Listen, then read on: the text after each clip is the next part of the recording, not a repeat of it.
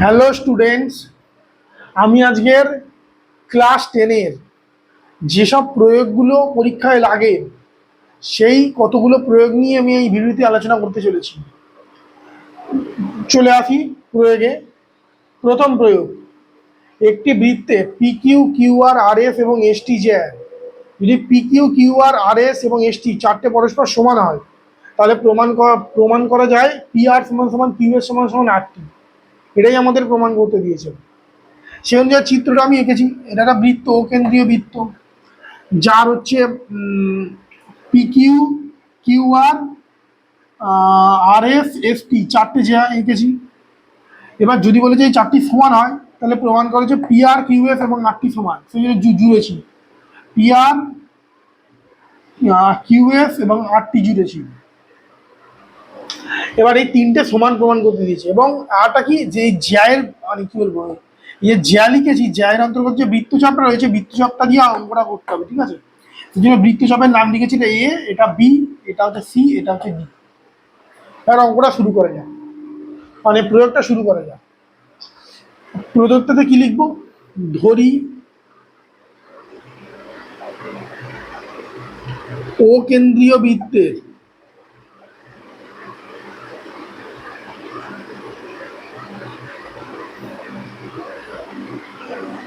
P P Q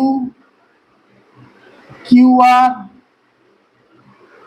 R S S T জ্যা,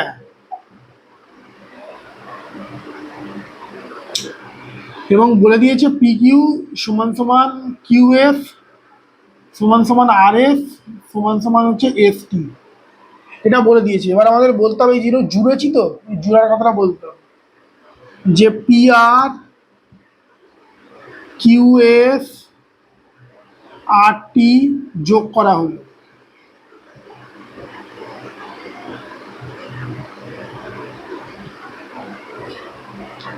হলো প্রামাণ্য,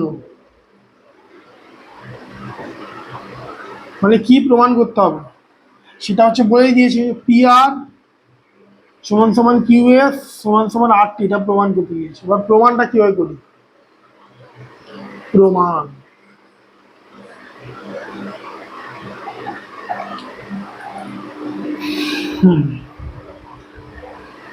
প্রথমে কি বলেছে? পি কিউ সমান সমান হচ্ছে কিউ আর,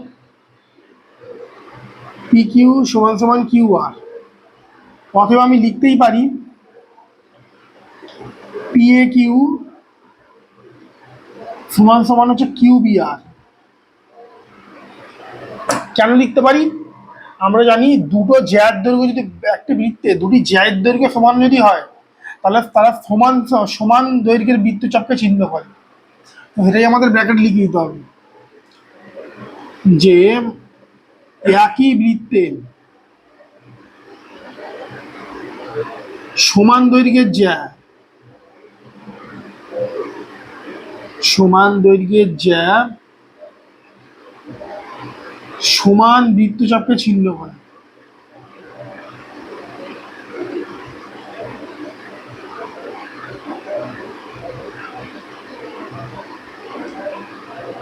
ঠিক আছে, তাহলে পি পি এ কিউ সমান সমান কিউ বি আর পেয়ে গেলাম। এটা আমি 1 নম্বর দিলাম। আবার কিউ আর সমান সমান আর এস, অতএব এখান দিয়ে কি পাবো আমি? একই কারণ, কি বলেছে? কিউ আর সমান সমান আর এস, কিউ আর সমান সমান আর এস মানে কিউ বি আর সমান সমান হচ্ছে আর সি এস। এটা আমি 2 নম্বর দিলাম। আবার কি বলেছে? আর এস সমান সমান হচ্ছে এস টি, আর এস সমান সমান হচ্ছে এস টি। অতএব আর সি এস, আর সি এস সমান সমান হচ্ছে এস ডি টি। এটাকে আমি 3 নম্বর দিলাম। এবার এখন 1+2 যদি করি আমি তাহলে কি পাবো? 1+2 করলে P A Q plus Q B R সমান সমান Q B R plus RCS, তাহলে PAQ প্লাস QBR কি হচ্ছে? PAQ প্লাস QBR কি হচ্ছে?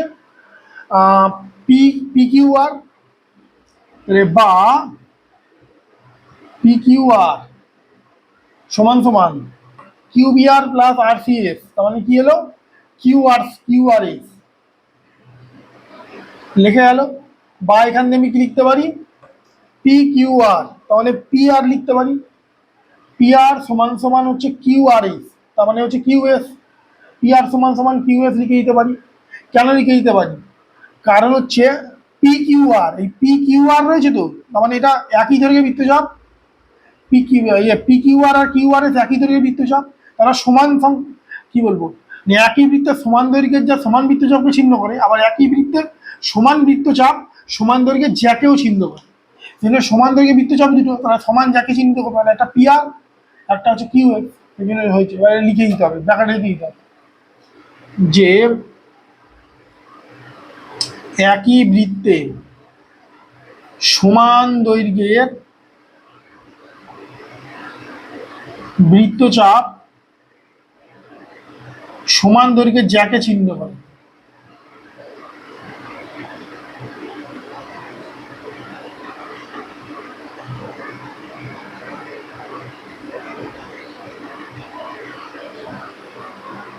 সমান দৈর্ঘ্যের জ্যাকে চিহ্ন করে। সো PR সমান সমান QS পেয়ে গেলাম।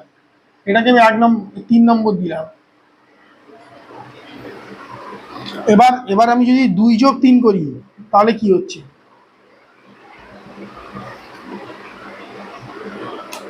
2+3 করি তাহলে QBR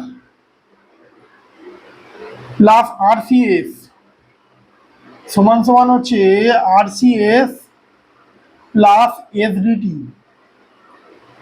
বা QBR প্লাস হচ্ছে QBR প্লাস RCS সমান সমান কত? QRS। তো QRS সমান সমান, এবার কি বলেছে? RCS প্লাস SDT, মানে RCS প্লাস SDT, তার মানে কি হলো? RST। বা আমরা কি জানি? একই দৈর্ঘ্যের সমান দৈর্ঘ্যের বৃত্তচাপ, একই বৃত্তে সমান দৈর্ঘ্যের বৃত্তচাপ সমান দৈর্ঘ্যের জায়গায় চিহ্ন করে, মানে QRS এ কি পাবো? QS, মানে QS লিখলাম। RST থেকে কি পাবো?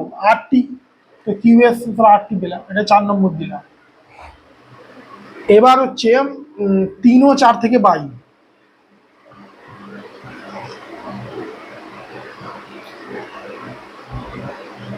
3 ও 4 থেকে কি পাই? PR সমান সমান QS সমান সমান RT, যেটা আমাদের চেয়েছিল।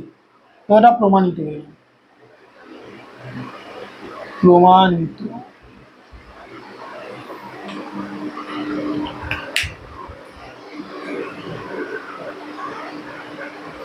নেক্সট প্রয়োগ, প্রমাণ করো ব্যাসই বৃত্তের বৃহত্তম জ্যা। এবার আমি কি করেছি? একটা বৃত্ত এঁকেছি অকেন্দ্রীয়। এসি একটা হচ্ছে, মানে কি বলবো, কেন্দ্রগামী জ্যা, তার মানে ব্যাস, এবং MN হচ্ছে ব্যাস নয় এমন একটা জ্যা। এবার আমাদের কি প্রমাণ করতে হবে? যে AC গ্রেটার দ্যান MN। সেটা প্রমাণ করলেই প্রমাণ হয়ে যাবে যে ব্যাসই বৃত্তের বৃহত্তম জ্যা। তো সেটাই করি। প্রথমে প্রদত্ত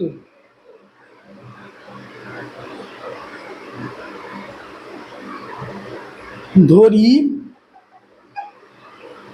অকেন্দ্রীয় বৃত্তের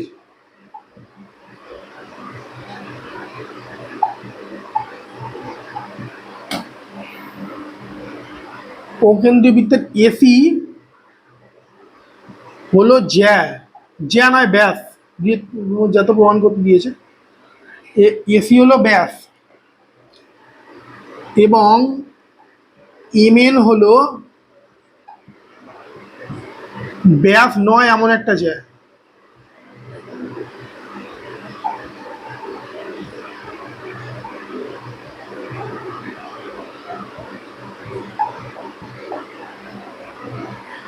এবার প্রামাণ্য,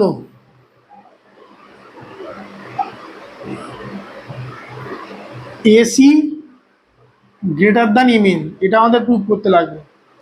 এখানে অঙ্কন আছে, প্রথমে কি করব,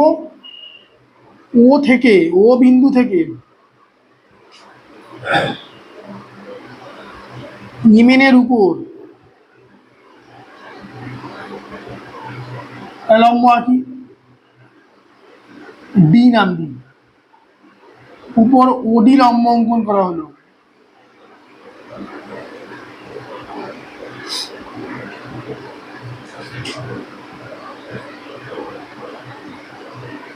এবং তারপরে হচ্ছে ওএম যুক্ত করে দেবো, ওএম যোগ করা হলো, হয়ে গেল। এবার প্রমাণ,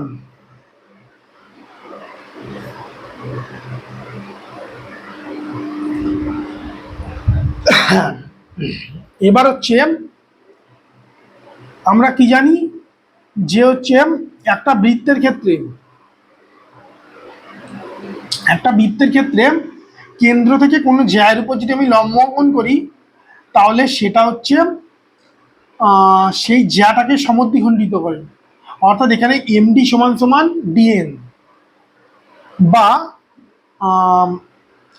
এখানে আমি লিখে দিতেই পারি যে এমডি সমান সমান হচ্ছে হাফ এমএন। ওটা পরে ইউজ করছি, আগে যেটা বলা সেটা বলছি যে ওএমডি একটি সমকোণী ত্রিভুজ।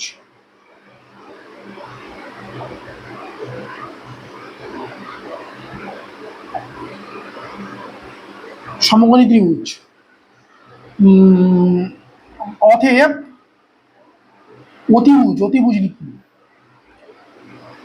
অতএব অতিভুজ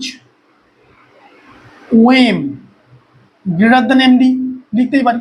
অতিভুজটা সবচেয়ে বড় হয়, তাহলে ওএম গ্রেটার দ্যান এমডি আমরা লিখতেই পারি। বা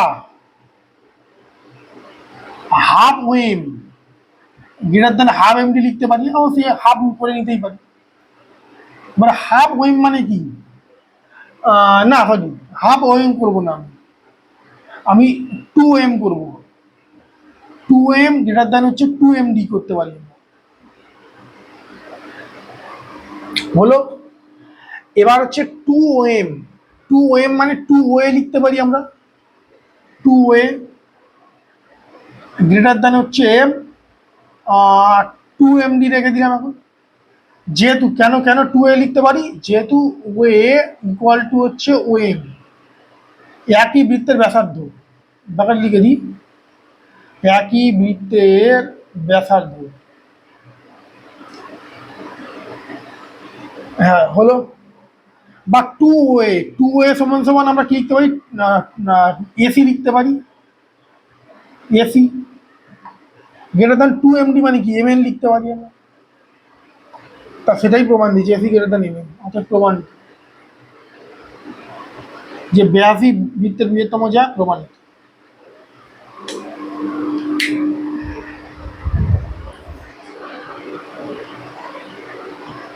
নেক্সট প্রয়োগ, প্রমাণ করো যে কোনো বৃত্তের দুটি সমান দৈর্ঘ্যের জ্যা কেন্দ্র থেকে সমুদ্রবর্তী। মানে এই বৃত্ত, কেন্দ্রীয় বৃত্ত এঁকেছি, এবি এবং সিডি দুটো হচ্ছে সমান জ্যা, দুটো দৈর্ঘ্য সমান, তাহলে বলেছে এটা কেন্দ্র থেকে সমুদ্রবর্তী। অর্থাৎ ওই সমান সমান ওএফ প্রুভ করতে পারলেই চলবে। আর প্রদত্ত এই কি, প্রদত্ত ধরি ও কেন্দ্রীয়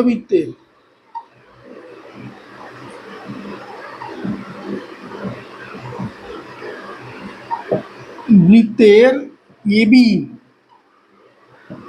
ও সিডি হলো দুটি সমান দৈর্ঘ্যের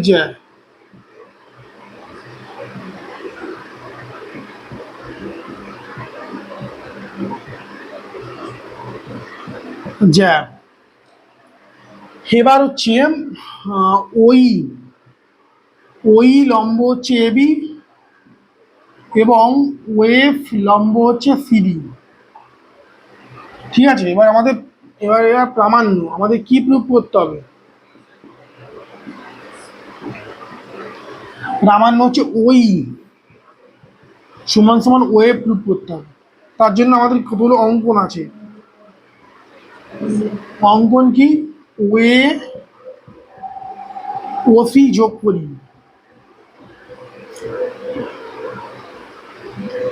মানে ওয়ে যুক্ত করতে হবে আর ওসি যুক্ত করতে হবে, করলাম।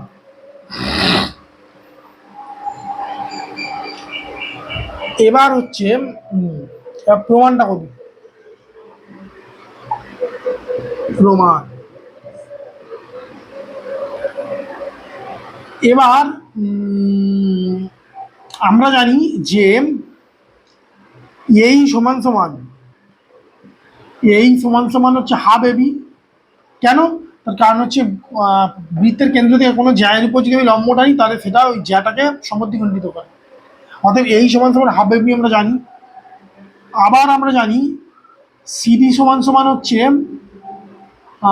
সিএফ সমান সমান, সিএফ সমান সমান হচ্ছে হাফ সিডি, এটা আমরা জানি, ঠিক আছে। এখন এবি সমান সমান সিডি আমরা জানি, দুটি সমান দৈর্ঘ্যের যা, অতএব হাফ এবি আর কি ওই এবি সমান ঠিক ঠিক লিখছিলাম, হাফ এবি সমান সমান হচ্ছে হাফ সিডি, বা এই সমান সমান হচ্ছে সিএফ। এটা প্রুভ হয়ে গেল, ঠিক আছে, এই সমান সমান সিএফ। এবার আমরা কিভাবে তুলনা করতে পারি দুটো ত্রিভুজের মধ্যে, তাহলেই প্রুফটা হয়ে যাবে। প্রথমে হচ্ছে ত্রিভুজ ওএই, ত্রিভুজ ওএই ও ত্রিভুজ ওসিএফ এর মধ্যে 1 নম্বর এই সমান সমান সিএফ,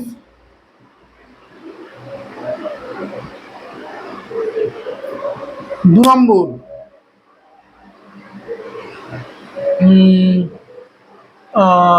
এইও ত্রিভুজ এইও, ত্রিভুজ নয় অ্যাঙ্গেল এইও সমান সমান অ্যাঙ্গেল হচ্ছে সিএফও, কারণ দুটো সমকোণ।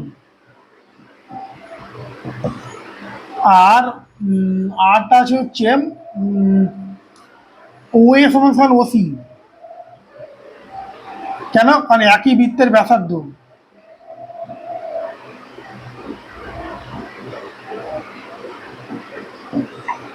ঠিক আছে, তাহলে একই বৃত্তের হচ্ছে ব্যাসার্ধ, ঠিক আছে। এবার বলছি, তাহলে আমরা পেয়ে গেলাম এটা একই বৃত্তের ব্যাসার্ধ। অতএব আমরা এখান থেকে কি পাবো? অতএব ত্রিভুজ ওএই সর্বসম হচ্ছে ত্রিভুজ ওসিএফ। এটা কি কি শর্তানুসারে? আর এইচ এর শর্তানুসারে, সর্বসমতার বলে দিতে হয়, আর এইচ এর সর্বসমতার শর্তানুসারে। অতএব এর অনুরূপ বাহুগুলো সমান, অতএব হচ্ছে ওই সমান সমান ওই সমান সমান ওএফ, ওই সমান সমান ওএফ মানে সর্বসম ত্রিভুজের অনুরূপ বাহু।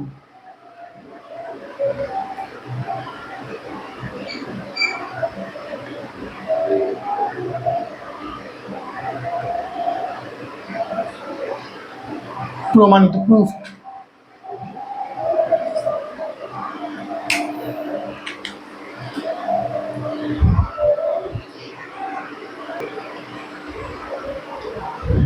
আজকের এই ভিডিওতে 3টে প্রয়োগ নিয়ে আমি আলোচনা করলাম।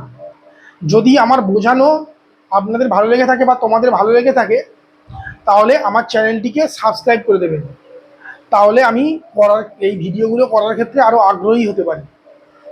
নমস্কার।